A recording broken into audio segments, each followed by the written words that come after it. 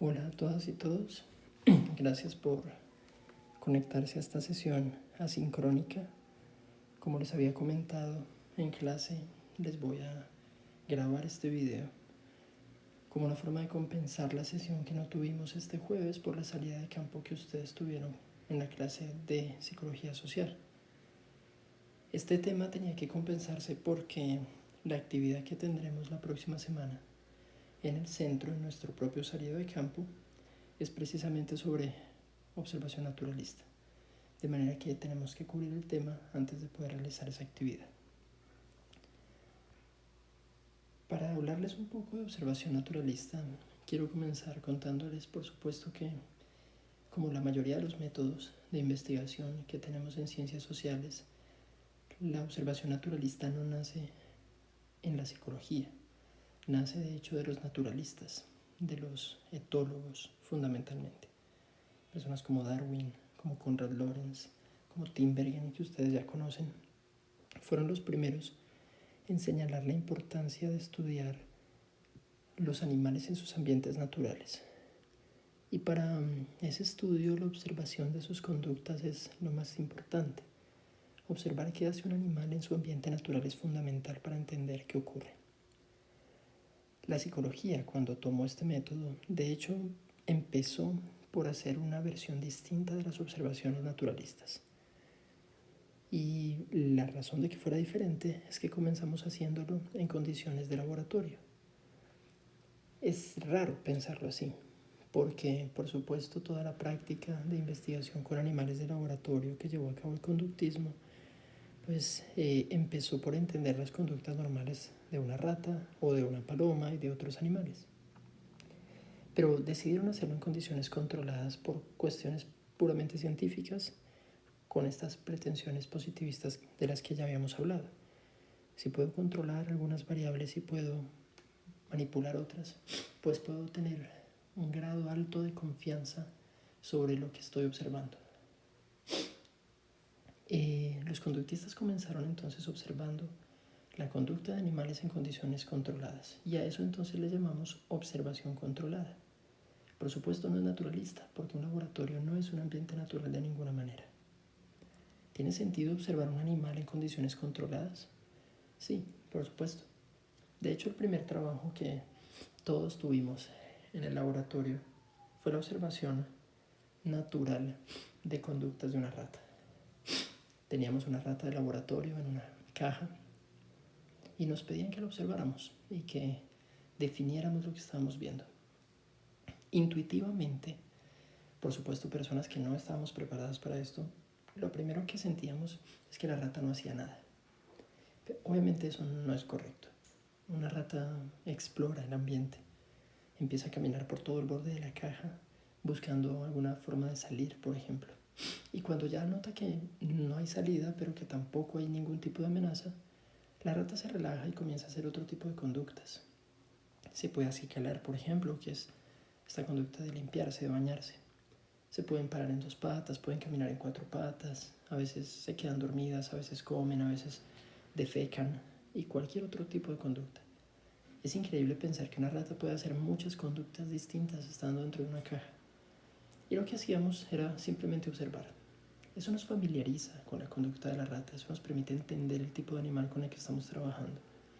Y es muy interesante además ver qué tipo de condiciones hacen que una rata vaya hacia una conducta o hacia otra. Por ejemplo, en ciertos momentos del día prefiere acicalarse que dormir, o prefiere comer que explorar. Además de eso, una gran ventaja de las observaciones controladas es que cuentan con tablas de registro, y las tablas de registro son instrumentos muy útiles para saber exactamente qué está pasando. Allí en la diapositiva les presento un par de ejemplos de tablas de registro, que son muy sencillas. Uno simplemente tiene que identificar las distintas conductas y luego anotar cuántas veces la realiza en una unidad de tiempo. Es decir, si voy a observar la rata durante 1 hora, luego cuento en qué minuto se acicaló, y luego al minuto, 15, decidió pararse en 2 patas, o decidió comer, o decidió dormir. Y al final lo que tengo es una tabla de frecuencias. Una tabla de frecuencias simplemente me muestra cuántas conductas realizó la rata en una unidad de tiempo, a lo largo de 1 hora, ¿Cómo distribuyo sus conductas? Esto, por supuesto, quiero que lo tengan claro, es cuantitativo. No es quali, porque al final lo que voy a tener es una gráfica de barras que me muestra las distintas conductas de la rata. Y por supuesto lo que voy a hacer ahí es un análisis puramente estadístico de tiempo. ¿Se pueden hacer conductas controladas con personas? Sí. Allá abajo les muestro un ejemplo de esto en lo que conocemos como una cámara de Gesell. Ustedes algún día van a tener prácticas en las cámaras de Gesell de la universidad. Las cámaras de Gesell son este tipo de salones que están diseñados para parecer simplemente una sala tranquila con una mesa, unas sillas, a veces un sofá, donde un terapeuta se sienta con su paciente, con su consultante. Y dentro de ese salón hay un espejo, o lo que parece ser un espejo, pero en realidad es un vidrio de una sola dirección. Es decir, dentro del salón parece un espejo, no se ve más, pero en el cuarto contiguo a la cámara de Gesell hay personas observando lo que ocurre desde adentro. Esto es interesante porque hay una observación controlada en dos sentidos. Por supuesto, las personas que están afuera están observando al terapeuta, que es la práctica que ustedes tendrán. Algún día ustedes van a estar ahí dentro con su paciente, mientras que afuera va a estar su supervisor de práctica y probablemente sus compañeros viendo qué hacen ustedes. Pero la pregunta más interesante es si ustedes mismos están realizando una observación naturalista o controlada mientras están ahí con el paciente, porque por supuesto su paciente pues está llevando a cabo distintos tipos de conducta que ustedes quieren evaluar. Esto es muy interesante porque hay una discusión en psicología sobre si las cámaras de Gesell e incluso los consultorios se pueden o no considerar como ambientes controlados o como ambientes naturalistas. Si ustedes lo piensan, chicos, por supuesto lo que ocurre dentro de un consultorio no es natural. Es decir, los consultorios están diseñados para parecerse lo más posible a una sala cualquiera donde alguien podría tener una conversación, que es lo que ocurre entre un terapeuta y un paciente. Pero estrictamente hablando, no es un lugar real. Es decir, las conductas que ocurren dentro de una cámara de Gesell o dentro de un consultorio son conductas que están en función de que ese lugar es seguro para el paciente. Lo que le pasa al paciente, para que esto quede un poco más claro, no le pasa en el consultorio, le pasa afuera, le pasa en su casa, le pasa en el trabajo, le pasa en la universidad. En el consultorio simplemente va a hablar de ello y puede expresarlo de otras maneras, puede mostrar conductas, por supuesto, puede tener expresiones emocionales, pero lo que le está ocurriendo al paciente no le está ocurriendo ahí. Entonces, por supuesto, este es un lugar que no es natural. ¿Cómo podemos hacer una observación de conductas naturales? Es decir, en algún punto, cuando la psicología toma la idea de las observaciones, empieza haciendo observaciones controladas, no naturalistas. Luego, por supuesto, aparecen las ciencias sociales y se dan cuenta de la importancia de mirar conductas en los ambientes en los que sí ocurren. Y aquí, por supuesto, lo primero que hay que entender son dos ideas fundamentales. La primera ya se las había comentado en la clase de aprendizaje 3, y es la idea de que todas las conductas son situadas. Esto está relacionado con la idea del aprendizaje situado de Vygotsky. ¿Qué significa decir que una conducta es situada? Implica entender que las conductas ocurren en el lugar correcto en que deberían ocurrir. Es decir, hay conductas que pueden pasar en muchos lugares distintos, pero otras no. Otras requieren condiciones específicas. Y esas condiciones son condiciones del contexto. Este concepto es fundamental. Situado significa que la conducta ocurre en un lugar concreto y en unas condiciones especiales. Algunas conductas pueden ocurrir en muchos contextos distintos y otras en algunos muy específicos. Pero en general, ¿qué es un contexto? El contexto no es lo mismo que el ambiente, porque cuando la gente piensa en ambiente, piensa casi siempre en características físicas, como la hora del día o el clima. Y un contexto implica no solo las características físicas, sino también las características históricas y culturales.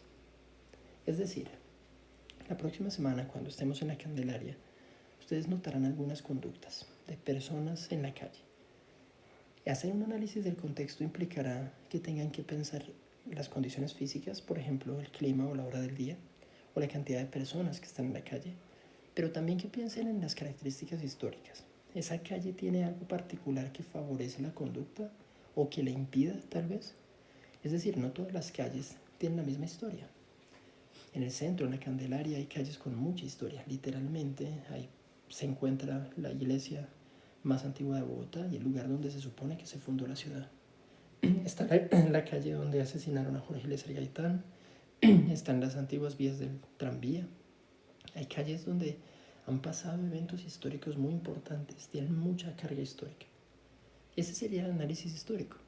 Esta conducta que estoy observando, ¿será que de alguna manera se ve afectada? ¿Está en función de las condiciones históricas del lugar? Hacer un análisis de las condiciones culturales implica pensar el tipo de personas que se encuentran ahí. Hay calles que están fundamentalmente habitadas, digamos, a lo largo del día por estudiantes, otras que son muy comerciales, otras que son residenciales. Hay zonas del centro que tienen a muchos extranjeros, donde se congregan muchos extranjeros, o donde hay grandes restaurantes muy finos, digamos, muy costosos. Y entonces la mayoría de personas del barrio no comen ahí solo van ciertas personas.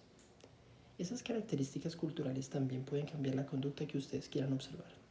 De manera general, siempre tienen que pensar en el contexto como las tres cosas: las condiciones físicas, históricas y culturales. ¿Por qué es tan importante pensar el contexto?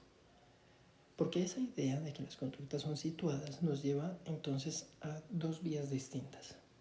Primero puedo elegir un contexto y luego ir a ver qué conductas encuentro, o puedo hacerlo al revés. Puedo primero pensar el tipo de conducta que quiero y luego decidir el contexto. Para que me entiendan eso, piensen en las imágenes que están ahí. Si yo les pido a ustedes que observen una conducta religiosa y se las defino de esa manera, conducta religiosa, ustedes podrían observar una conducta religiosa prácticamente en cualquier lugar. Es decir, las personas rezan en sus casas, rezan en el bus mientras van para el trabajo o van para la universidad. La gente puede rezar mientras camina por la calle. Y rezar hace parte de esa categoría, es una conducta religiosa. Pero la imagen que ven en la diapositiva no es solo una conducta religiosa, es una conducta sacramental. Lo que está haciendo ese cura católico es haciendo una consagración del vino y de las hostias. Y eso es una conducta que no ocurre en cualquier lugar, no ocurre en cualquier contexto. Eso solo lo puede realizar una persona de alta jerarquía en la iglesia y solamente en un templo. Quiero que entiendan esa diferencia. Si les digo conducta religiosa, podrían ver esta, una consagración, o podrían ver a una persona rezando. Por eso es que debemos evitar las confusiones y decirles conducta religiosa no es suficiente. Tendríamos que hacer una definición operacional, que ya hemos hablado de esto en clase. Si yo les digo quiero que observen conductas sacramentales, tienen que ir a un templo, porque eso solo ocurre ahí. Pero si la conducta es quiero que observen una conducta en la que una persona exprese sus creencias religiosas a través del rezo, a través de la oración, eso lo pueden ver en su propia casa, lo pueden ver en una iglesia también, por supuesto, lo pueden ver en un bus. Es decir, distintas conductas se llevan a cabo en distintos contextos. Y en algunos contextos la conducta puede, en algunos casos, la conducta puede realizarse en distintos contextos diferentes, pero hay conductas que son absolutamente específicas. La imagen de las personas que están ahí alrededor del fuego, que parecen una tribu indígena, muestra eso. ¿Qué tipo de conducta podría estar ocurriendo ahí? Si yo la defino operacionalmente como transmisión oral de conocimiento, que es como se ha llamado a esto en antropología, de lo que les estoy hablando es de ese tipo de situación en que se reúne una comunidad y normalmente los ancianos de la tribu cuentan historias. Esto es muy común, esto pasa en todo el mundo. Se reúnen a través, por ejemplo, del fuego y simplemente las personas con mayor conocimiento, los sabios de la tribu, de la comunidad, cuentan cosas al resto, transmiten ideas, transmiten mensajes. Uno podría pensar que el contexto adecuado para observar este tipo de conductas es una comunidad indígena, pero no necesariamente. De hecho, una variación de eso es lo que ocurre cada vez que uno tiene una cena familiar. Es muy probable que ustedes hayan tenido alguna vez un almuerzo donde su abuela o su abuelo haya empezado a contar cosas de cómo era la vida antes, de cómo era su propia infancia o de sus papás o de cómo era la casa en otra época. Eso también es transmisión oral. Entonces uno puede hacer la observación de dos maneras. elegimos el contexto primero y luego vamos a ese contexto para observar qué hay, o pensamos la conducta primero y luego decidimos cuál es el contexto adecuado en el que puede ocurrir. Para que se entienda eso, quiero que vean la diferencia de esas tres imágenes. La imagen que está arriba es una cancha de fútbol, por supuesto, tomada de internet, pero la busqué para que se pareciera a la cancha que tenemos en la universidad. Es bastante parecida. La cancha de la universidad está ubicada justo en el centro del campus, que es bien interesante. Es un lugar muy transitado y es un lugar donde ocurren muchas cosas. ¿Qué tipo de conductas se pueden observar ahí? En una cancha como la de la universidad, por supuesto, hay gente jugando fútbol. A veces no solo es fútbol, pueden practicar muchos deportes distintos. Pero uno podría decir, la conducta inicial es, no sé, expresión de conductas de deporte, no sé, o hacer deporte, si lo quieren llamar así. Pero también puede haber muchas otras conductas. Yo he visto personas estudiando, he visto personas durmiendo, he visto personas comiendo, se sientan a almorzar ahí. He visto conductas de cortejo, donde personas están ahí en plan romántico, digamos, con otras. Hay muchos tipos de conductas distintas que podrían ocurrir. Eso es un contexto, digamos, bastante rico en ese sentido.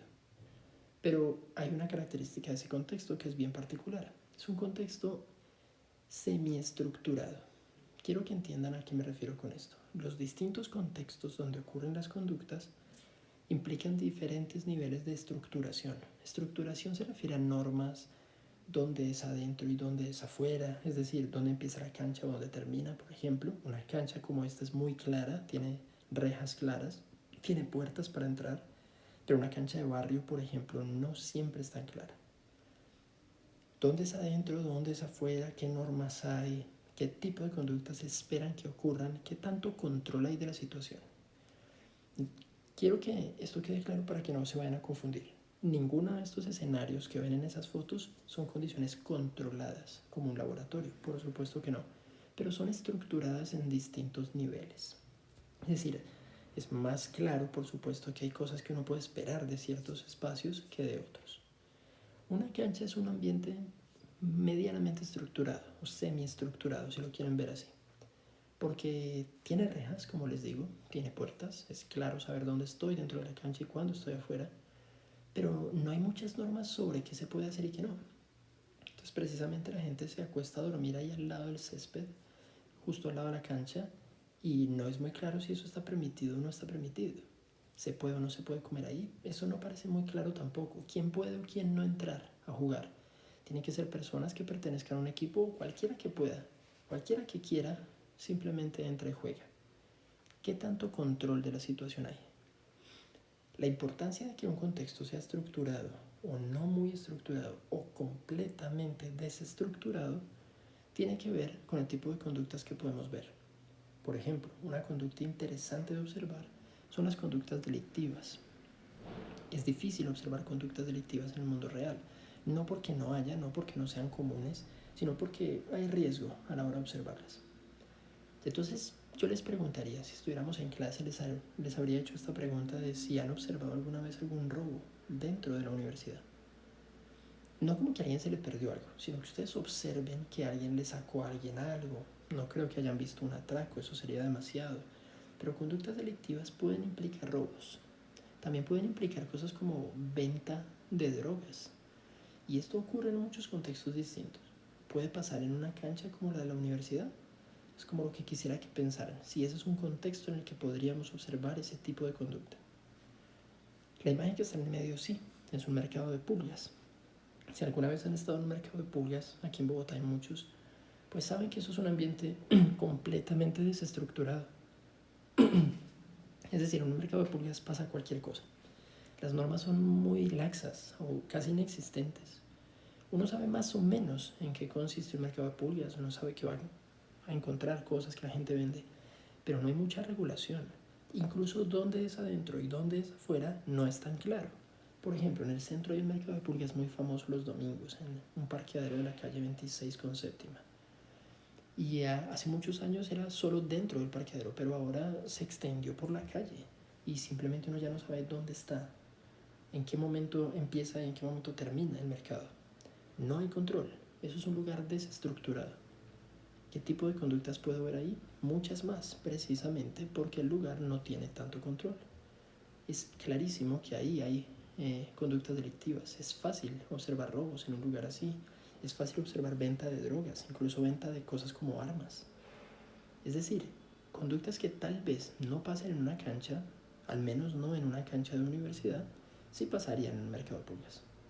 Pero piensen en la imagen de abajo. Una cocina de un restaurante es un lugar muy estructurado. Es un lugar con muchas normas muy claras. No solamente hay una dentro y una fuera de la cocina, sino que dentro de la cocina misma hay, por ejemplo, estaciones. Tal vez hayan visto esto, no sé si conocen una cocina de restaurante, pero o si lo han visto al menos en programas de televisión, hay estaciones. Entonces hay una estación de carnes, una estación de postres, cada quien hace exactamente lo que le corresponde, nadie se mete en la estación de nadie. ¿Qué conductas puedo observar en una cocina de restaurante? Puedo ver muchas.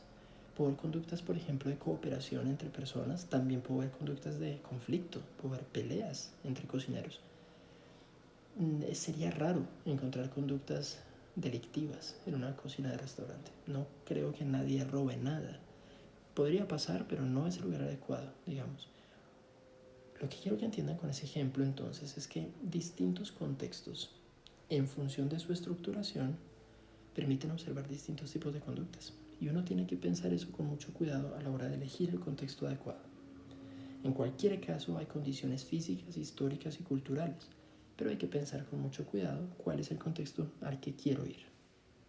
Algo que sí es fundamental en todos, como les digo en la diapositiva, es que no podemos generar el fenómeno y hay que intentar no generar mucho impacto. ¿A qué me refiero con esas dos cosas? El impacto es inevitable, perdón. Cuando uno está observando un grupo de personas o incluso animales, es muy probable que el otro sepa que lo están observando y cambie ligeramente su conducta. A veces cambia radicalmente su conducta. Y por supuesto eso es algo que, digamos que afecta a la observación. Lo que más quisiéramos es que nadie nos note. Entonces, intentar reducir el impacto implica tratar de ser lo más sutiles posibles. Pero ya entendieron, eso depende del contexto. Si ustedes se paran al lado de la cancha para observar a la gente de la cancha, es probable que nadie los note o tal vez los vean ahí, pero a nadie le importe mucho.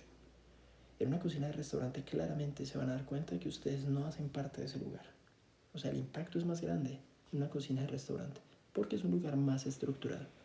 Pero en un mercado de pulgas nadie va a darse cuenta que usted está ahí. Usted solo es una persona más en medio de muchas. Y eso es importante porque entonces ese tipo de contextos menos estructurados o completamente desestructurados permiten observaciones un poco más libres, en el sentido de que estamos menos restringidos a generar un impacto. Pero lo que no podemos hacer en ningún caso es generar el fenómeno. Es decir, si yo les digo que quiero que observen conductas delictivas, no pueden ustedes ir y robarse algo para ver la gente cómo reacciona. Esto es algo que parece muy obvio, chicos, pero hay personas que lo hacen así. Si ustedes han visto alguna vez programas de televisión como Séptimo Día, donde muestran estas cámaras escondidas que ellos dicen que son experimentos sociales, ellos a veces generan fenómenos para observar la respuesta de la gente, que es algo también que pasa mucho en redes sociales, cada vez más seguido, cada vez más común. En una investigación seria no podemos hacer eso. No podemos generar el fenómeno para ver cómo se expresa el fenómeno. Los fenómenos ocurren cuando ocurren y en el lugar en que ocurren. No los podemos forzar. Lo que hace un investigador solo es estar ahí pendiente para verlo cuando pase, pero pasará cuando tenga que pasar. Teniendo eso en cuenta, ya entendiendo un poco más algunas cosas básicas, recuerden, primero hay que definir muy claramente la conducta en términos operacionales para no confundir una conducta con otra, porque si no terminamos viendo algo distinto. Tenemos que entender el concepto de contexto, no solo como un ambiente, sino como unas condiciones físicas, históricas y culturales, y entendiendo que el contexto entonces puede tener distintos grados de estructuración, pues las ciencias sociales empezaron a hacer observaciones naturalistas. Esto es algo que hacen mucho los antropólogos, los sociólogos y por supuesto nosotros. ¿Pero por qué? ¿Por qué hacerlas naturalistas? ¿Por qué no hacerlas controladas? Hay 4 razones fundamentales que son las que les explico en esta diapositiva. Y la primera gran razón es que hay fenómenos que no se presentan en condiciones controladas. Para que entiendan eso, quiero que recuerden algo de lo que les hablé el semestre anterior en motivación, cuando estábamos viendo el tema de emociones morales. Les mencioné un poco sobre dilemas morales. Los dilemas morales son muy interesantes, pero estudiar dilemas morales es muy difícil, porque los dilemas morales implican llevar a una persona a una situación controlada, a un laboratorio, sentarla frente a un computador y presentarle una situación poco realista, como la situación del trolley. Tal vez la recuerden, una persona está parada al lado de alguien en unas vías de un tren y abajo pues hay personas amarradas en las vías y el tren las va a atropellar. Y lo que uno le pide a la persona es que piense, ¿usted sería capaz de empujar a esta persona para que muera, pero detenga el tren y así salvar a los otros 4? Eso es una situación muy poco realista. Es muy probable que nadie en la historia se haya visto nunca en una situación así. ¿Por qué eso es un problema? Porque cuando hacemos entonces estudios de dilemas morales, la gente actúa de maneras que no son reales. La gente responde, lo toma a veces como un juego incluso, y responde tratando de quedar bien o tratando de ser gracioso. Pero eso no nos permite ver una conducta real. ¿Cómo podemos observar una conducta real si a veces esas conductas reales no ocurren en ambientes controlados de laboratorio? Para que entiendan eso, que está relacionado con las 4 imágenes que ven en la diapositiva, les cuento una historia sobre la primera a la izquierda. Eso que parece, donde hay escombros, mejor dicho, es un temblor, es un terremoto. Los terremotos, como cualquier otro fenómeno natural, pues son catastróficos a veces, hay personas heridas, muertas, hay mucha destrucción. Pero hay conductas que se pueden observar en ese tipo de condiciones que son fascinantes. Por ejemplo, las conductas prosociales. Conductas prosociales, recuerden, son conductas de lo que la gente llama altruismo, conductas de ayuda a otros. ¿Cómo podemos observar conductas prosociales ante un desastre natural en condiciones controladas? Pues en condiciones controladas no se puede, precisamente, porque implicaría lo que les acabo de decir, llevar a alguien a un computador en un laboratorio y decirle, ¿usted qué haría en una situación como esta? Si hubiera un terremoto, ¿usted ayudaría a sus vecinos o solo ayudaría a su familia? La gente va a quedar bien, la gente va a intentar imaginarse la situación y va a responder, pero la gente no puede imaginarse la situación realista, porque está en una condición controlada. Para poder observar esto de manera natural, hay que observarlo de manera natural. Y les cuento algo que me parece increíble, pero es real. Yo conozco a alguien que estudia esto. Alguien que estudia conductas prosociales ante fenómenos naturales. Y para hacer esto, la persona tuvo que irse a vivir a México.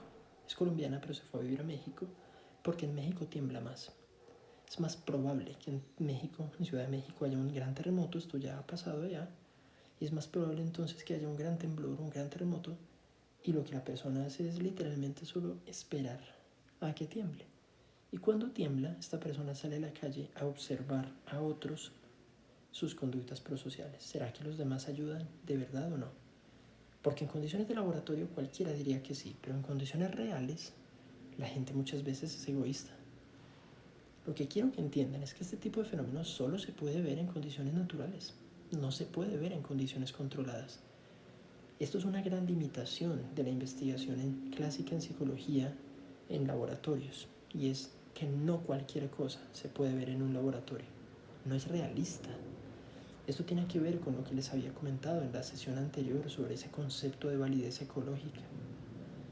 La validez ecológica, que es esa validez que solo tienen los estudios cuando tratan de fenómenos reales, pues solo se pueden ver en condiciones naturales, en estudios que implican acceder al contexto real donde ocurre, porque en condiciones controladas no siempre pasa.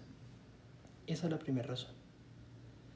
La segunda razón es que a veces el fenómeno sí se puede establecer en condiciones controladas, pero las personas que necesitamos no acuden a él. Esto puede sonar raro. Cuando ustedes han tenido que ir al laboratorio ahí en la universidad para las clases de motivación o de procesos, Pues ustedes saben que es fácil ir a un laboratorio, sentarse, le explican a uno en qué consiste la tarea y le ponen algún tipo de paradigma en un computador o algo parecido. Pero llevar personas es muy difícil. Es decir, conseguir a alguien y decirle, quiere acompañarme al laboratorio y hacer una prueba.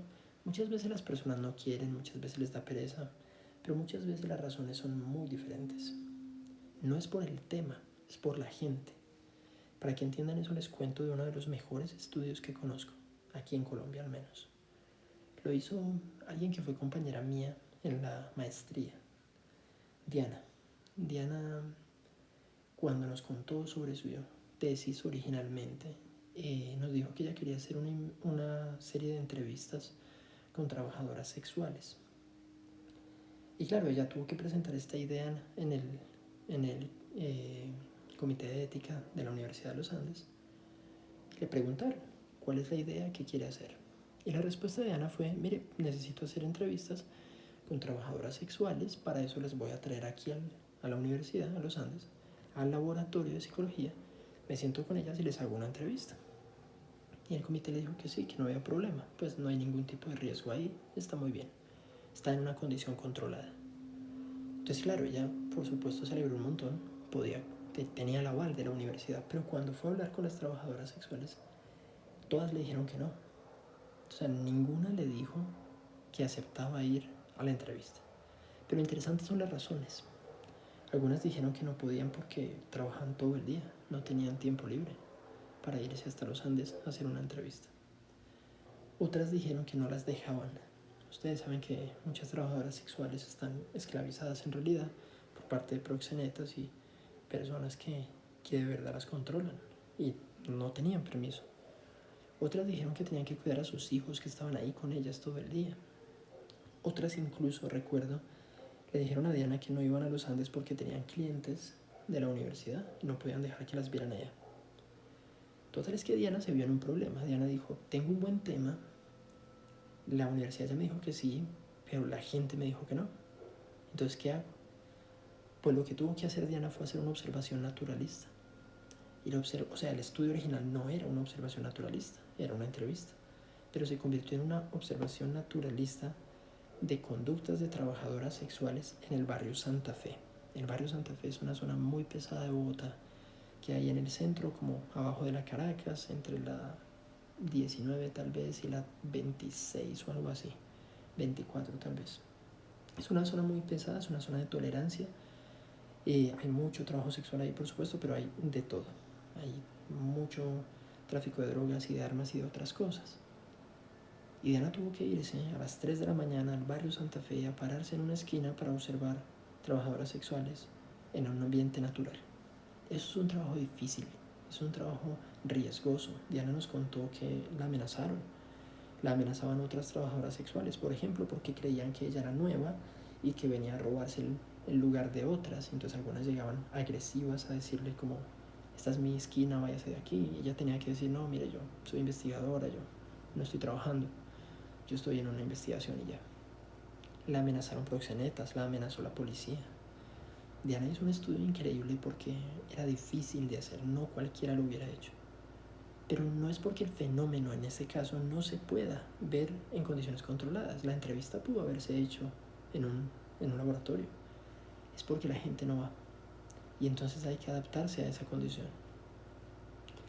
La tercera razón es que no sabemos suficiente sobre un fenómeno. Y esto es algo que quiero que recuerden siempre. Cuando uno no sabe suficiente sobre algo, sobre un fenómeno social que quiere investigar, una observación naturalista siempre es la mejor primera opción. Primero hagan eso. Luego pueden hacer otras cosas. Luego pueden hacerse entrevistas, etnografías, estudios de caso, pero la mejor siempre es una observación al comienzo, porque es lo que más información nos va a dar. Es el método más rico posible para aprender sobre algo. El ejemplo de eso es la imagen que está abajo a la izquierda. Eso que ven ahí es el puente que es frontera entre Colombia y Venezuela. Eso queda en Cúcuta. Si alguna vez han estado ahí o si conocen Cúcuta, saben de qué les estoy hablando. Por ahí hay mucho tráfico migratorio, muchas personas cruzan, digamos. Y entonces les estoy diciendo que no sabemos suficiente sobre el fenómeno. ¿De verdad no sabemos sobre migración? Aquí les voy a poner un ejemplo que es bien interesante, chicos. Cuando les dije hace un rato y les he dicho en otras clases que lo más importante es definir bien el fenómeno, me refiero exactamente a este ejemplo. En Colombia sabemos muy bien cómo ha sido la migración venezolana. Colombia es el país que más venezolanos ha recibido. El dato de hecho más reciente dice que son más de 3 millones de venezolanos que han entrado a Colombia desde el 2012. Eso es mucha gente. 3 millones es muchísima gente. Pero muchos venezolanos no se quedan en Colombia. No sé si sabían eso. Muchos venezolanos hacen tránsito, digamos, hacia otros países. Van para Ecuador, van para Perú, Argentina incluso. Es decir, ellos llegan a Colombia porque es el primer país, por supuesto, pero su idea es seguir bajando. Entonces no se quedan en Colombia, solo entran, pero siguen. Otros sí se quedan aquí, por supuesto. Pero entonces, ¿cuál es el fenómeno? Cuando hablamos de migración, por ejemplo, concretamente migración venezolana, ¿sabemos suficiente? La respuesta es más o menos. Sabemos desde cuándo. La migración entre Colombia y Venezuela ha existido desde hace literalmente siglos. Es decir, desde que existen estos países, la Gran Colombia, existe migración entre los distintos países suramericanos. Esto es evidente, por supuesto, es decir, hace 100 años había colombianos cruzando y venezolanos cruzando. En los años 80 hubo muchísima migración colombiana hacia Venezuela. Y luego en el 2012 hubo mucha migración venezolana hacia Colombia. Todo eso lo sabemos mucho, pero no sabemos todo. ¿Por qué no? Porque la mayoría de estudios sobre migración, chicos, se hace cuando el investigador se acerca al migrante una vez que ya está en el lugar al que llegó. Es decir, si yo les digo a ustedes que entrevisten a un venezolano en Bogotá, ustedes ahí no están viendo el fenómeno de migración.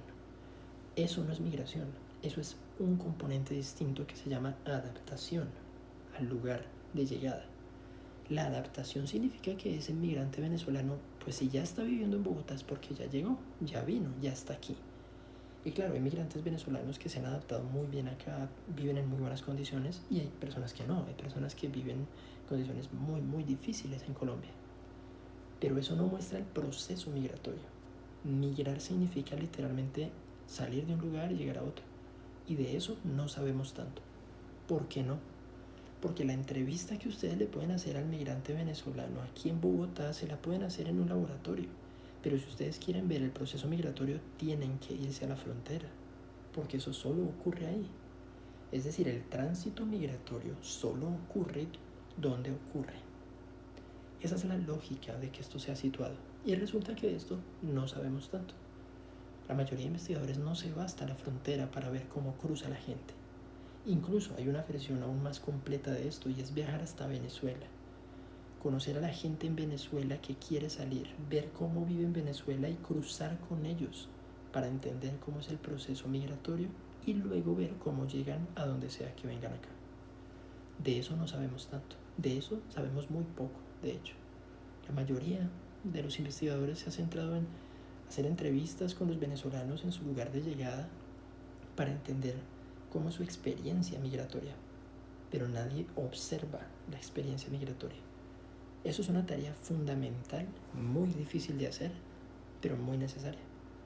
Hacer una observación naturalista de tránsito migratorio solo se puede en la frontera. Puede ser en el puente Simón Bolívar, puede ser en las trochas que quedan en Cúcuta, puede ser en las trochas que quedan en La Guajira.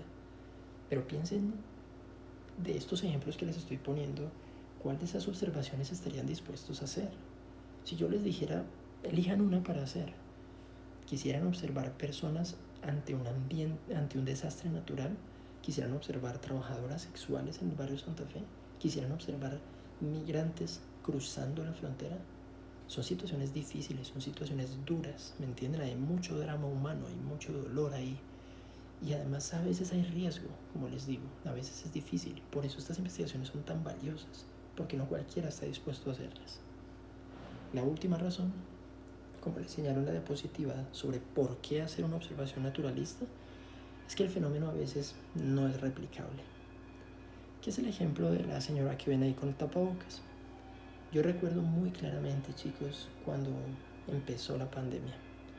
Ustedes, estoy seguro que también se acuerdan cómo fue esto, pero ustedes estaban mucho más jóvenes, por ejemplo. Esto fue hace 5 años ya, 5 años y medio ya.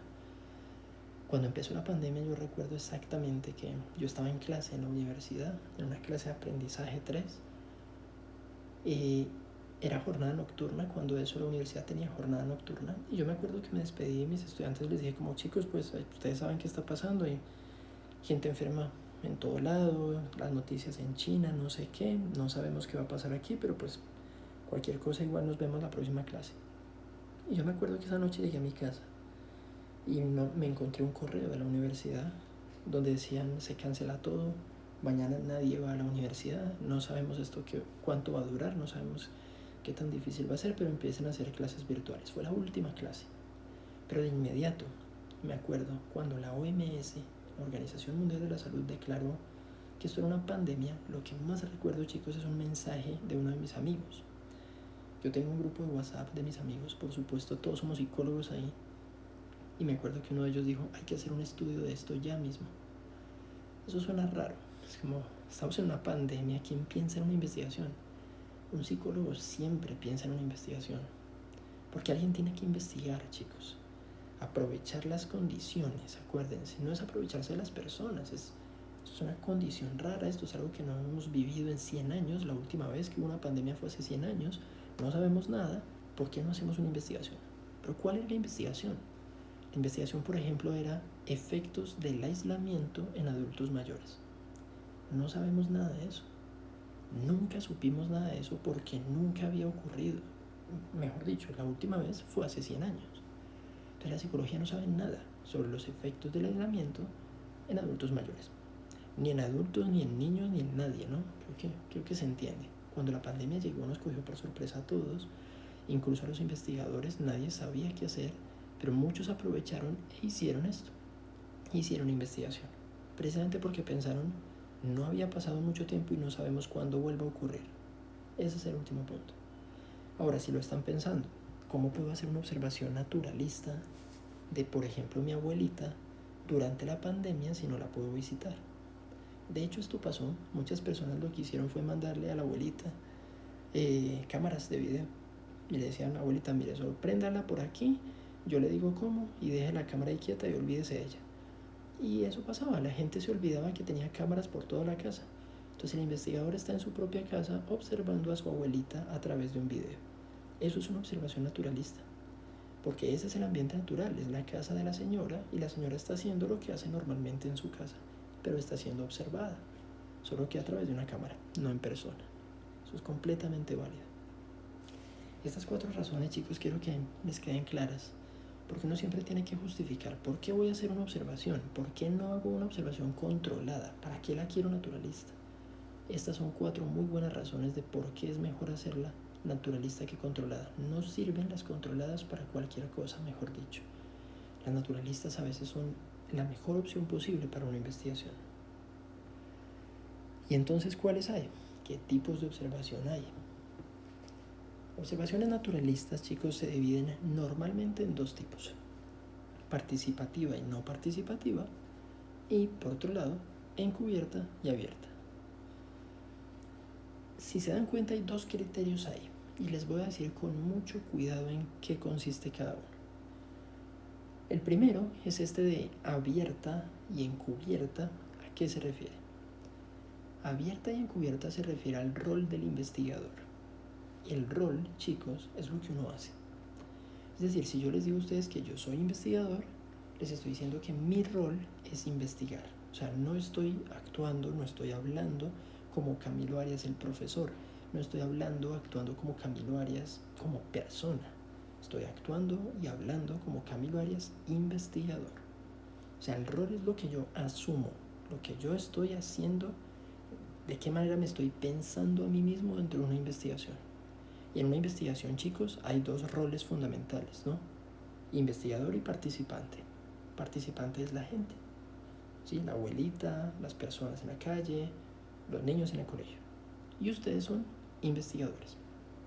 Entonces, las investigaciones abiertas y encubiertas tienen que ver con el rol. ¿Y en qué consiste? La definición más clásica puede ser esta: una investigación, una observación naturalista es abierta si se conoce el rol del investigador. Es decir, si los participantes saben que uno es investigador, entonces la investigación es abierta. No se trata de que me vean o no me vean, se trata de que sepan que soy investigador. Para que entiendan eso, piensen en esa imagen que está arriba que yo ya les había contado alguna vez. La primera investigación que yo hice fue en este colegio en Usme que les conté en alguna clase. Estábamos observando niños participando en clase. Entonces, ¿cuál era el contexto? Ese colegio particular de Usme. Y había que analizar si las conductas que vimos estaban en función de las características físicas de Usme, de ese colegio, el clima, por ejemplo. El clima de Usme es distinto en algunas zonas a otros barrios de Bogotá. Teníamos que pensar las características históricas de Usme y culturales de Usme, que fue lo que les dije hace un rato. Pero cuando estábamos ahí, nosotros, mis compañeros y yo, quiero decir, éramos investigadores. Ese es nuestro rol.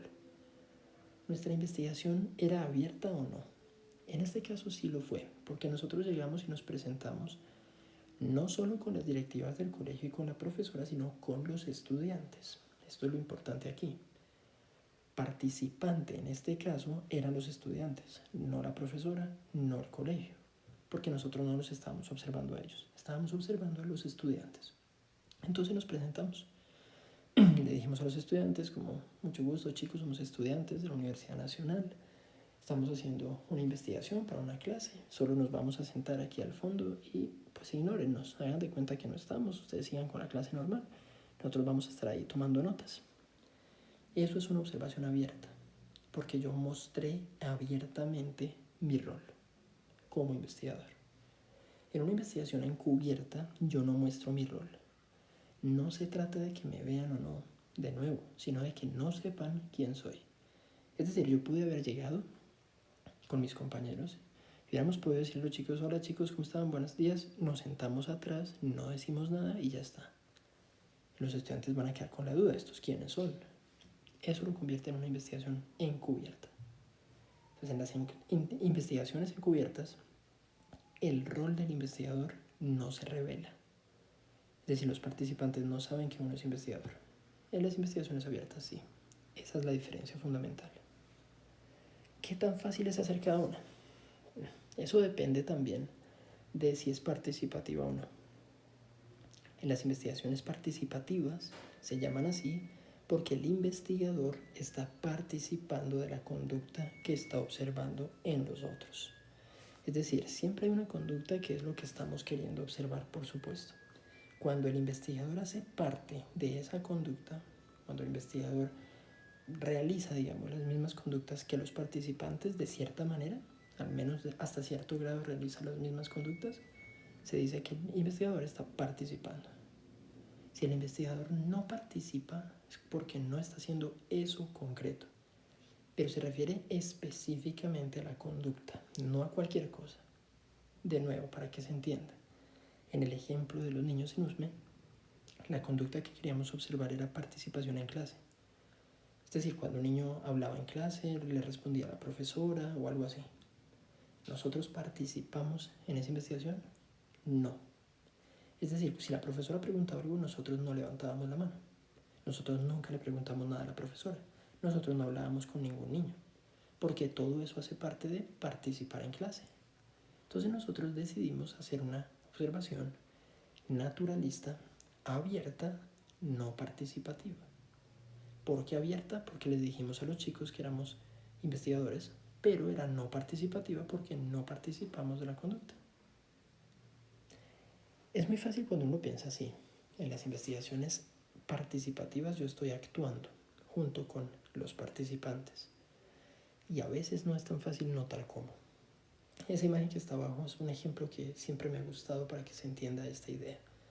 Si yo les dijera a ustedes, hagan una observación naturalista de la conducta de esperar el bus. Simplemente esperar el bus. Es una conducta muy común. La gente la hace todos los días. Si yo les dijera, hagan la observación abierta, pues es muy fácil. Ustedes llegan al paradero de bus y se presentan. Buenas tardes, buenos días, miren, soy investigador, soy estudiante de psicología. voy a hacer una observación sobre ustedes, si me dan permiso voy a estar tomando apuntes, de pronto fotos, de pronto videos, pero pues hagan de cuenta que yo no estoy aquí, no se preocupen, yo no necesito preguntarles nada, solo voy a estar aquí. Pero usted ya se presentó, usted ya mostró el rol, eso la hace abierta. Si les digo que la hagan encubierta, ustedes solamente llegan y tienen que hacer de cuenta que solo están esperando el bus. Es decir, encubierta es, no le muestro al otro que soy investigador. Pero ¿participan o no? Esa es la otra pregunta. Hacerla participativa significa esperar el bus, porque esa es la conducta que quieren observar. Pero hacerla no participativa significa pues no esperar el bus. Entonces, ¿cuál es la mezcla entre los dos criterios? Una observación abierta, participativa, implica que ustedes se presentan y se sientan a esperar el bus. Una observación encubierta, participativa, significa que ustedes llegan, se ponen a esperar el bus, pero no se presentan. Solo hacen de cuenta que son una persona más, están fingiendo que son una persona más esperando el bus y ya, no tienen que hablar con nadie. Simplemente están ahí con su teléfono como si estuvieran chateando, como si estuvieran revisando redes o algo, pero en realidad están tomando fotos, están tomando apuntes. Es participativa porque ustedes están esperando bus, pero es encubierta porque no le dijeron a nadie. ¿Cómo se puede hacer abierta no participativa? Llegan, se presentan, pero no se quedan ahí esperando el bus. Simplemente se van a otro lado a observar de lejos. ¿De dónde? Esta es una pregunta importante. Si quiero observar gente esperando el bus, pero no quiero participar de la conducta, ¿dónde me hago? Podrían hacerse en un carro estacionado ahí al lado del paradero. Podrían hacerse en una banca de un parque que queda al lado del paradero. Podrían hacerse en una cafetería que queda al frente del paradero.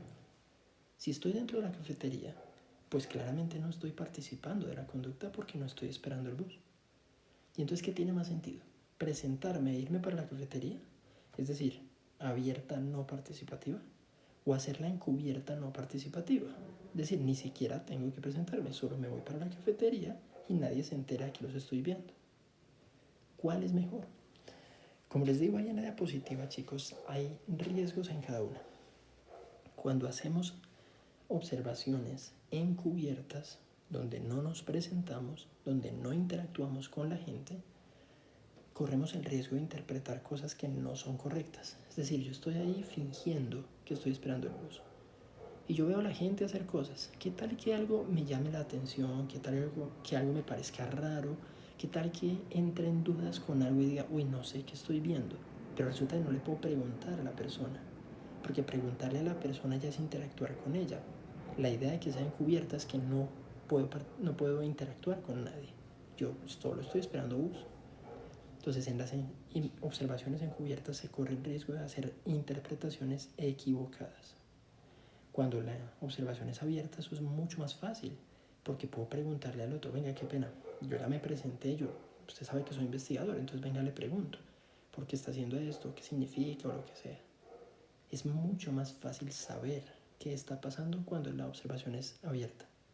Pero el riesgo es que si la observación es abierta, la gente puede cambiar su conducta.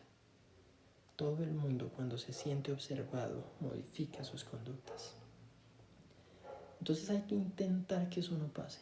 Hay que pensar con mucho cuidado si la hago abierta o encubierta y si la hago participativa o no participativa. Y eso solo se los dice el tema y el contexto también, por supuesto. Es decir, no son decisiones que uno tome antes. En el momento uno es capaz de decir, teniendo en cuenta este contexto y teniendo en cuenta esta conducta que quiero observar, puedo hacerla encubierta, participativa, o puedo hacerla encubierta, no participativa. Pero también puedo hacerla abierta, participativa, o puedo hacerla abierta, no participativa. Por supuesto, si se dan cuenta, hay 4 opciones, es decir, 2 criterios fundamentales. Se muestra el rol del investigador, eso significa abierta o encubierta, y segundo criterio, participo o no de la conducta. Eso la convierte en participativa o no participativa. Entonces, como tienen 4 criterios, como tienen 2 criterios, rol del investigador y participación, pues hay 4 opciones posibles de observación. Es difícil hacer una observación, sí. Las observaciones participativas, chicos, son muy chéveres, pero hay límites. más adelante a lo largo de la clase les voy a mostrar algunas cosas, por ejemplo, éticas, sobre qué tan difícil es hacer una observación participativa. Porque muchos investigadores pueden terminar participando de conductas que no son éticas o que son incluso ilegales. Y eso es complicado. Hacer la observación no participativa implica que usted solo está ahí haciendo de cuenta, pero sin participar, solo está al margen. Y eso a veces, dependiendo del tema, puede ser menos interesante, pero es difícil. Esa imagen que está abajo a mí me gusta mucho por eso. Imagínense que les dijera a ustedes que hagan una observación de conductas parentales, o sea, de relación entre padres e hijos. Entonces yo les digo, váyanse a un jardín y observen a papás y mamás con sus hijos. Si les digo que la hagan encubierta participativa, ¿cómo lo harían? Encubierta significa que no pueden decir que son investigadores. Entonces podrían no decir nada y se quedan ahí parados, pero eso va a ser raro, todo el mundo se va a dar cuenta que ustedes quiénes son. O también podrían fingir. Hacerla encubierta también puede ser fingir. Pueden hacer de cuenta que son la nueva profesora. Pero si son la nueva profesora, entonces van a participar, ¿no? ¿Ven? Eso sirve. Era encubierta participativa. Haga de cuenta que usted es la profesora y participe. Pero también podrían fingir que ustedes son la nueva mamá o el nuevo papá. Pero para poder participar necesitan un niño. ¿De dónde se consiguen un niño para poder fingir? Si se dan cuenta hay riesgos, pero es interesante. Hacer algunas observaciones participativas, encubiertas, no abiertas, no participativas, es muy interesante dependiendo de los criterios que utilicen. Como les digo, hay 4 combinaciones posibles. Cuando uno piensa en esas combinaciones, hay estudios que se vuelven realmente chéveres de hacer. Lo saco de una duda fundamental. La observación que vamos a hacer la próxima semana en el centro es encubierta, no participativa. Es decir, ustedes no van a hablar con nadie, no pueden preguntarle nada a nadie, no pueden interactuar con las personas y no pueden participar del fenómeno. El fenómeno ocurre, ustedes van a ver el fenómeno ocurrir y ustedes solo lo registran, pero no participan de él. Pero es muy importante que recuerden que es encubierta, no hablan con las personas. Y aquí entonces entra otra cuestión muy fundamental para este taller. Si yo no puedo hablar con las personas porque mi investigación es encubierta, entonces ¿cómo pido permiso para utilizar los datos? Es decir, en una observación abierta es más sencillo porque yo llego, me presento y digo que soy investigador y pido permiso. Pero si no puedo presentarme al comienzo porque es encubierta, entonces los datos ¿qué? La respuesta, chicos, es muy clara, muy directa. Uno siempre tiene que pedir permiso para los datos. Si es al comienzo, la investigación es abierta, pero si es encubierta, lo piden después de haberlo tomado. Es decir, en el centro ustedes van a tomar fotos. Esto es obligatorio para la actividad.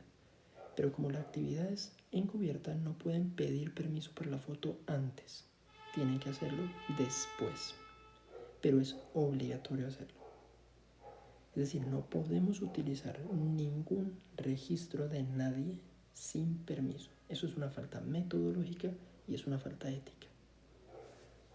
Esto, chicos, que les estoy comentando, contarle a la gente que uno es investigador, contarle a la gente las razones de un estudio después de haberlo hecho, es lo que llamamos debriefing. El debriefing, que se escribe como debriefing, es un concepto muy central en ciencias sociales. Es revelar la verdadera intención de una investigación después de haberla hecho. ¿Por qué revelamos después? ¿Por qué no lo explicamos antes? Porque muchas veces si lo explicamos antes la gente cambia su conducta. Lo mejor es observar la conducta como ocurre sin que la gente sepa. Y luego le decimos. Uno se acerca a las personas después y les cuenta la verdad. Es decir, en el ejemplo de abajo, si esa persona que ven ahí sola, por ejemplo, es una investigadora y está haciendo una investigación encubierta participativa, digamos que tiene un niño por ahí, ella está fingiendo que es una nueva mamá. Mientras tanto está observando todo, pero al final tiene que pararse frente a todos y decirles, miren, mucho gusto, yo soy investigadora en realidad, este no es mi hijo, o bueno, si es mi hijo tal vez, no sé, pero no vengo como mamá, soy investigadora, estoy haciendo la investigación, estuve analizándolos a ustedes, tomé fotos, tomé registros, ¿Puedo utilizar sus fotos? ¿Puedo utilizar sus datos? ¿Sí o no? Esto es una cosa ética, chicos. Si la gente les dice que no, ese registro se borra y punto. No hay ninguna otra opción. Es decir, si la persona dice, no quiero que utilice mi foto, esa foto no va. Si la gente dice, no quiero que utilice los datos que tomó sobre mí, pues usted borra esos datos. No se discute, solo se hace. Usted tomó los datos sin permiso, luego pidió permiso. Pero si le dicen que no, el que manda es el otro. Es una cosa muy básica de entender, chicos. Es una cosa de respeto por la privacidad de los demás y por sus conductas, por su imagen. Para lo que vamos a hacer en el centro, esto les tiene que quedar muy claro de nuevo. Eso está en la guía de actividad, pero se los digo desde aquí. Ustedes tienen que hacer la observación encubierta, sin hablar con nadie, sin interactuar. Tienen que hacerla no participativa. No pueden participar de la conducta. No pueden generar la conducta. No pueden hacer que pase la conducta. Pero tienen que pedir permiso para utilizar los datos. Entonces ustedes van a estar ahí caminando en el centro, observan algo, toman la foto y luego se acercan a la persona y le dicen, miren, mucho gusto, somos estudiantes de psicología de la Universidad del Bosque, estamos haciendo una observación, una investigación, le tomamos unas fotos para nuestro trabajo, pero queremos pedirle permiso para utilizarla. Si la persona les dice que no, chicos, la borran de inmediato. No pueden presentar ningún dato sin permiso. La mayoría de las veces las personas permiten la foto. La gente dice, sí, no hay problema, no se preocupe. Eso es muy común, la gente no lo ve como algo grave. Pero hay otra característica, hay otra condición más bien. Puede ser que alguien les diga, use mi foto pero distorsiónela. Eso es válido, ¿me entienden? Entonces ahí ustedes hacen eso. Pueden usar la foto pero le ponen un sticker encima, un emoji, lo que sea que quieran, ¿me entienden? No hay problema.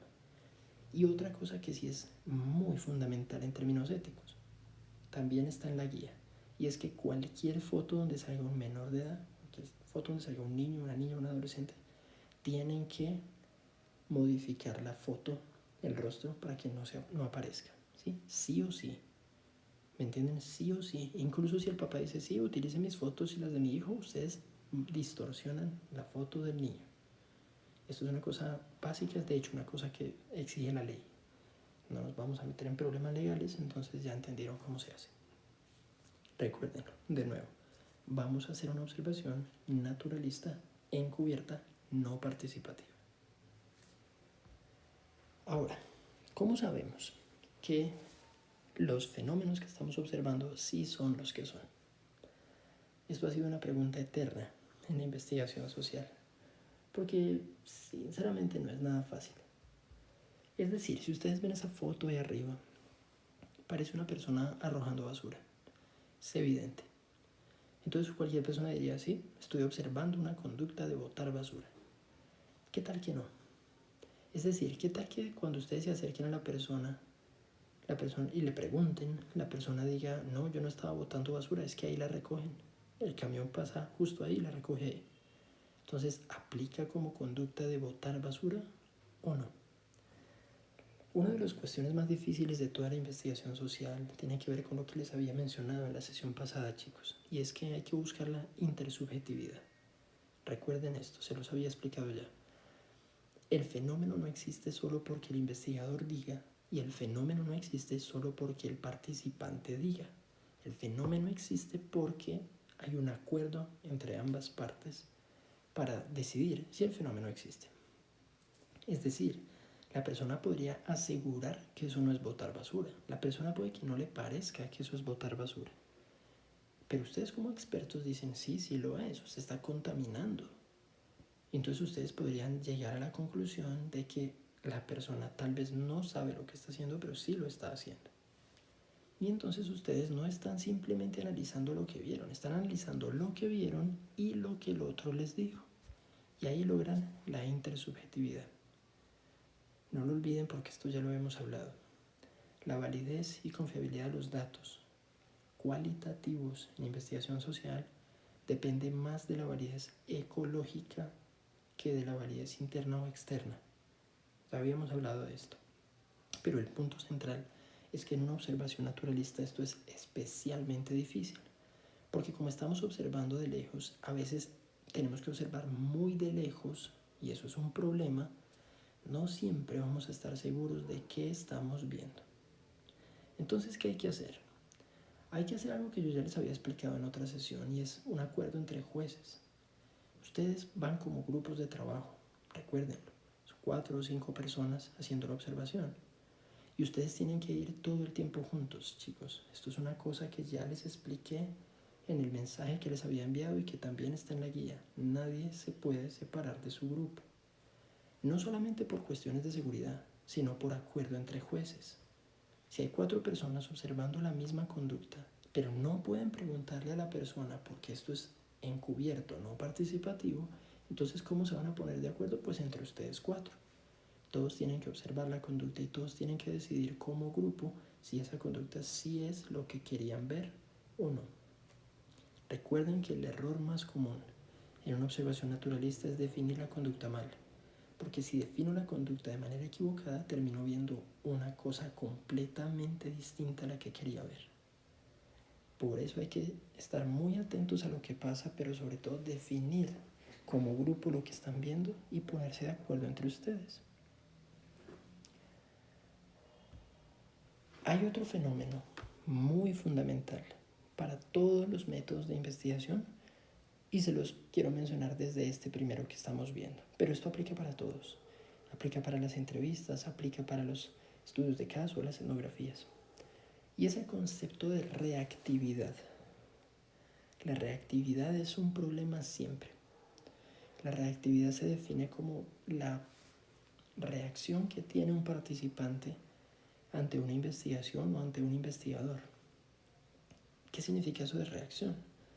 Que la persona simplemente actúa en función de lo que está viviendo. Su conducta ya no es natural, mejor dicho. Si yo quiero observar personas en la calle mientras comen, lo peor que puede pasar es que se den cuenta que los estoy observando mientras comen y cambien su conducta. ¿Cómo pueden cambiarla? La reactividad, chicos, puede ser positiva o negativa, pero en ambos casos es mala. Es decir, una reactividad negativa es que el otro se moleste porque lo estoy viendo. Y eso puede hacer que el otro me agreda. Esto pasa, ¿me entienden? Agreden al investigador, lo insultan, usted por qué me está tomando fotos, usted quién es. También puede ser reactividad positiva. El otro empieza a comportarse mejor, distinto, solo porque sabe que lo están viendo y sabe que le están tomando fotos. Tampoco queremos eso. No queremos que el otro actúe ni bueno ni malo. Queremos que actúe como actúa normalmente. La reactividad hay que tratar de eliminarla lo más posible porque siempre es un problema. Y la reactividad puede pasar por muchas razones. Primero, obviamente, depende del tipo de observación. Es decir, si la observación es encubierta, pues la reactividad se disminuye siendo muy sutiles. Traten de que no los noten. Pero el gran problema es que si los notan tomando fotos va a haber problemas. Miren, esto nos pasó en clase. Se los cuento así tal cual. Hace algunos años, unos estudiantes tenían que hacer una observación libre y lo hicieron en un centro comercial. Y me dijeron que tuvieron problemas porque se les ocurrió sentarse en una banquita de un centro comercial a observar gente que estaba dentro de un banco. Entonces, obviamente, si hay 3 personas sentadas en un banco, en una banquita, quiero decir, tomando fotos dentro de un banco y anotando cosas, pues salieron los guardias, llegó la policía. Es decir, esto es Colombia, esto es una cosa de ustedes están actuando como fleteros más o menos. Eso fue un problema muy grande porque ellos tuvieron que demostrar como no, miren, no estamos haciendo nada malo, es para una clase, no sé qué. Pero ¿cómo se les ocurre tomarle fotos a la gente dentro de un banco? En un país como este eso es muy grave. Entonces uno tiene que tener mucho cuidado qué conductas observa y en dónde. La gente en la calle no le gusta que le tomen fotos. A la gente en un cine, en un lugar más cerrado, digámoslo así, en un hospital, eso es peor aún. Entonces hay que pensar mucho el contexto de nuevo para evitar la reactividad. Otra forma en la que se puede evitar la reactividad, chicos, y esto es básico, es no llamar la atención. Y aquí sí les doy un consejo muy fundamental para la próxima semana. Váyanse vestidos común y corriente, pero no se lleven el uniforme de la universidad. 4 personas juntas con el uniforme de la universidad claramente llaman la atención y no queremos eso. Si no queremos llamar la atención de nadie, ni para bien ni para mal. Es decir, esto es muy común. Hay gente que nota que uno no es de la zona, gente que dice, usted no es de este barrio. Entonces podría llamar la atención de alguien que no queremos, ¿me entienden? Ladrones, gente que uno podría decir tal vez es mejor si paso desapercibido. La ropa es una muy buena forma de pasar desapercibido. No se lleven ninguna camiseta de ningún equipo de fútbol. No se lleven ningún tipo de marcador que muestre sus intenciones políticas. No hagan eso, no se lleve un pin de un partido político, una camisa de un partido político. Eso no se hace en una investigación, porque eso puede generar reactividad en los demás. Si yo quiero que la gente se comporte normal, pero yo llego en serio con una camisa que diga quién sabe qué sobre algún candidato presidencial, pues tal vez a algunos les va a gustar y otros tal vez vayan a odiar eso. Pues yo ya estoy generando reactividad. Intenten no hacerlo. Y una cosa muy básica, chicos, es también los instrumentos que usamos. Esa imagen que está de arriba con la cámara creo que es muy evidente. Uno no se lleva una cámara profesional, todo un estudio de grabación donde una comunidad indígena que nunca ha visto tecnología de ese tipo. Eso es ridículo, eso es un error. O sea, si la gente no está acostumbrada a ver ese tipo de tecnología, llevarla solo genera reactividad. La gente ya no va a actuar normal. La gente puede preocuparse, asustarse, interesarse, lo que sea, pero ya no está normal. Ustedes van a tener que tomar fotos. Entonces, de nuevo, piensen en eso. Lo más lógico sería tomar fotos con un teléfono, pero recuérdenlo, van a estar en la calle, en el centro, en la Candelaria. Solo manejen esa información con cuidado. Tienen que cuidarse entre ustedes, chicos. Nunca nos ha pasado nada, a nadie nunca le han robado nada, pero si usted va y saca un teléfono de última generación o una cámara profesional, va a llamar la atención de algunas personas y no queremos eso. Dos últimas ideas para terminarles esta clase. La primera tiene que ver con eso que ven ahí. Eso es una marcha, aquí en Colombia, de hecho, hace algunos años. No sé si alguna vez han estado en una marcha para lo que sea. En Colombia hay marchas de todo. De hecho, ha habido marchas en contra de hacer marchas, que esto es ridículo, pero ha pasado. La gente marcha por 1000 razones en un país como este. Y uno tiene que pensar si a uno le interesa o no le interesa. Pero lo que sí les digo es que como investigadores, una marcha es un lugar increíble como investigadores, porque hay tantas conductas, tantas personas de tantos tipos distintos que es fascinante. Es decir, uno puede ir a una marcha, no marchar, es lo que quiero que entiendan, sino como rol, desde el rol, perdón, de investigadores. Voy simplemente a observar. Pero ¿a quién observo? Si ustedes han estado en una marcha, saben que hay mucha variedad. Hay personas que van con tambores haciendo música. Hay periodistas, hay policías, hay colectivos feministas, colectivos ambientalistas, colectivos animalistas, hay de todo. Usted podría decidir a quién observar de esos grupos, decir como me interesa el colectivo animalista, me voy a ir cerca de ellos, los observo. Puede ser encubierta, por ejemplo, es decir, no les digo nada, no me presento, solo hago de cuenta que voy marchando y ya, pero les estoy tomando fotos a ellos, estoy anotando vainas. Eso puede llamar la atención si alguien se da cuenta, acuérdense. Entonces usted ahí tiene que poder justificar, no, mire, es una investigación, las fotos no son para nada malo. Porque en Colombia tomarle fotos a la gente en una marcha es riesgosísimo. Pero es muy interesante. Pero quiero que entiendan un escenario que es fundamental aquí. Imagínense que usted está en una marcha, no importa la razón, y de un momento a otro empieza una pedrea de la gente contra la policía. Si usted termina metido en esa pedrea, lo que necesito que entiendan es que usted acaba de salirse de su rol. Eso ya no hace parte de su rol como investigador. Es decir, si usted va a ir como investigador, tiene que empezar la marcha como investigador y terminar la marcha como investigador. Y toda su conducta siempre tiene que ser como investigador. Si usted de un momento a otro comienza a comportarse como manifestante, entonces toda su investigación se cae. Es decir, pierde credibilidad. Porque cualquiera podría cuestionarle que usted dejó de actuar como investigador y se convirtió en una persona más marchando. Y no hacemos eso. Se los digo de esa manera, chicos, tan clara, porque el mensaje es muy directo. No podemos perder el rol nunca. El rol nunca se acaba hasta que la investigación se acaba. Mientras yo esté observando, no soy Camilo Arias de nuevo, no soy persona y ya, no soy profesor y ya, no soy estudiante en el caso de ustedes, son investigadores. Eso implica que todas sus creencias personales, sus gustos, sus opiniones, ahí en ese momento tienen que dejarlos de lado. Porque si no, van a terminar actuando distinto, chicos, y todos los datos pierden credibilidad. Les digo eso con mucho cuidado porque esto es un error típico de muchos investigadores.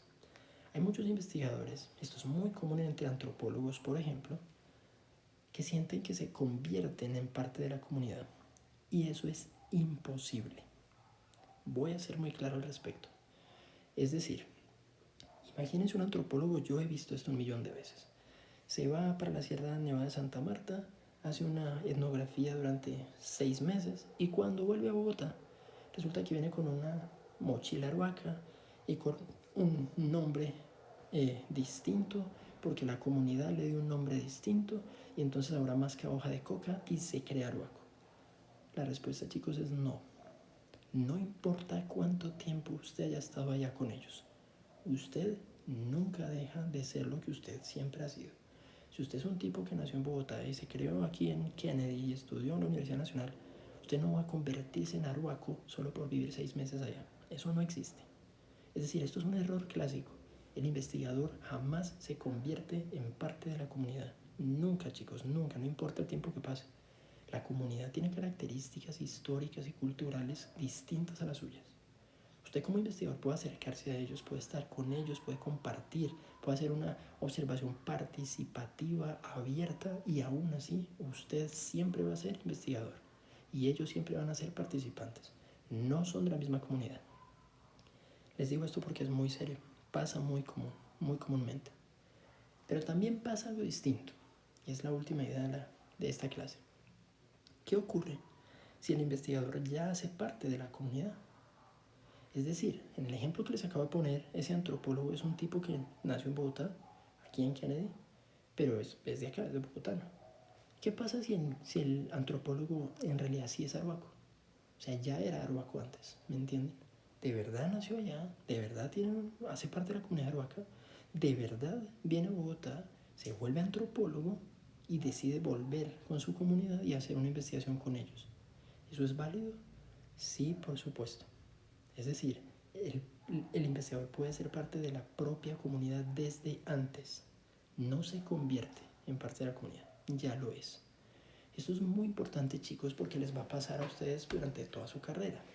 Ustedes van a tener que pensar muchas veces si lo que ustedes son como personas, que es lo que llamamos identidad, ya hablaremos de eso en aprendizaje 3 luego, afecta o no las investigaciones.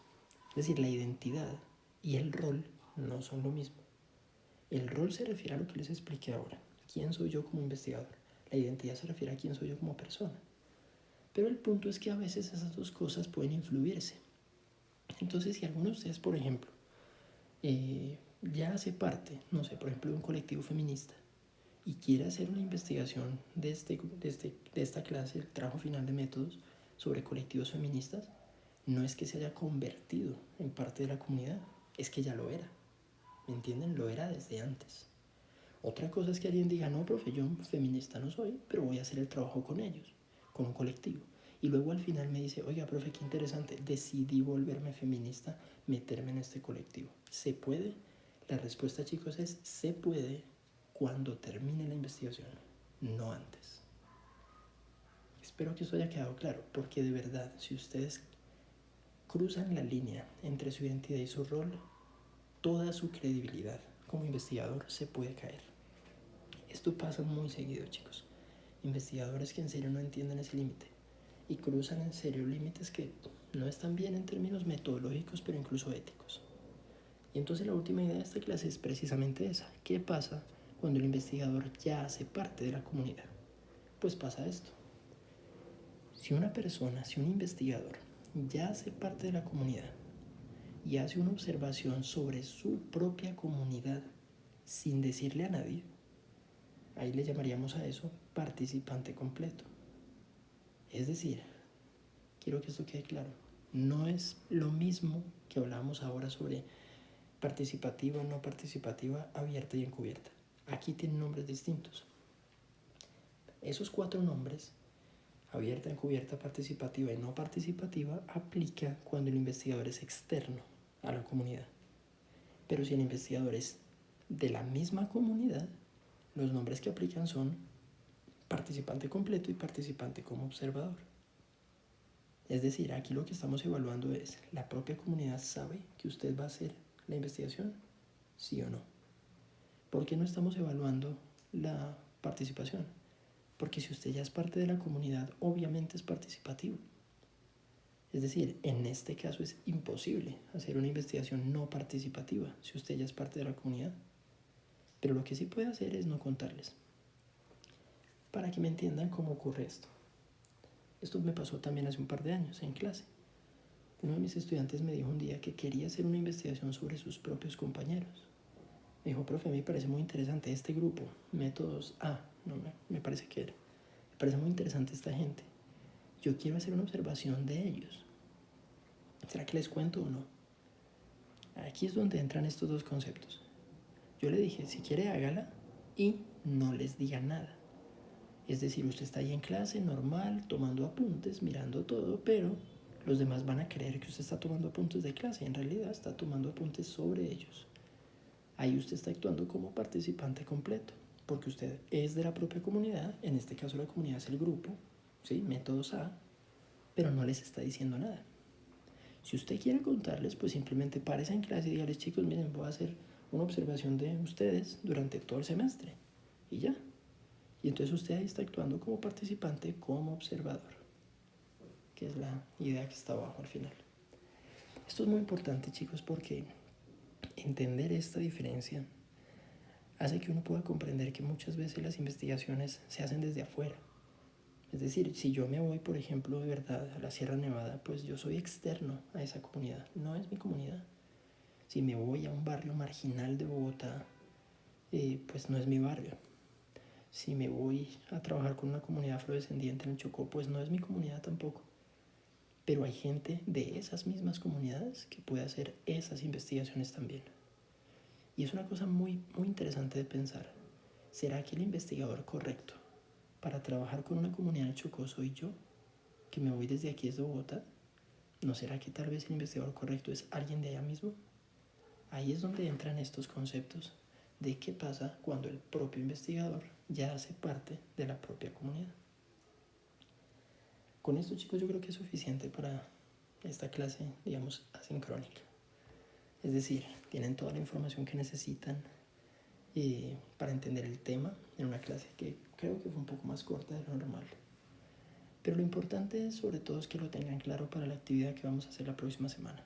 Hay una guía clarísima al respecto, se las entregaré ese día. Los grupos de trabajo ya están establecidos, entonces simplemente recuerden seguir las instrucciones que les he pedido. Creo que ya enviaron la documentación que necesitaban enviar, ya tienen el visto bueno para participar de la actividad, a menos que les haya escrito yo algo al respecto. A algunos les tuve que escribir al respecto. Pero si les dije que pueden asistir, chicos, y tienen todo en regla, todos los documentos al día, pues nos vemos el jueves en la Candelaria, en el centro, que espero que sea una actividad que les guste, es una actividad diferente, es chévere, salir un poco de la universidad, del salón de clase y hacer algo más práctico. Y creo que les puede gustar, creo que les parecerá interesante, pero necesito que revisen este tema para que tengan claro qué significa hacer una observación encubierta, no participativa. Y qué significa hacer debriefing, que es pedirle el permiso a las personas después de haber tomado los datos. Si entienden esto, chicos, van a hacer una muy buena actividad ese día. Espero que lo disfruten. Así que les pido que se vean este video en algún punto antes del jueves. Y eso es todo. Nos veremos ese día entonces muy puntuales, por favor. Espero que les haya gustado la clase y cuídense mucho.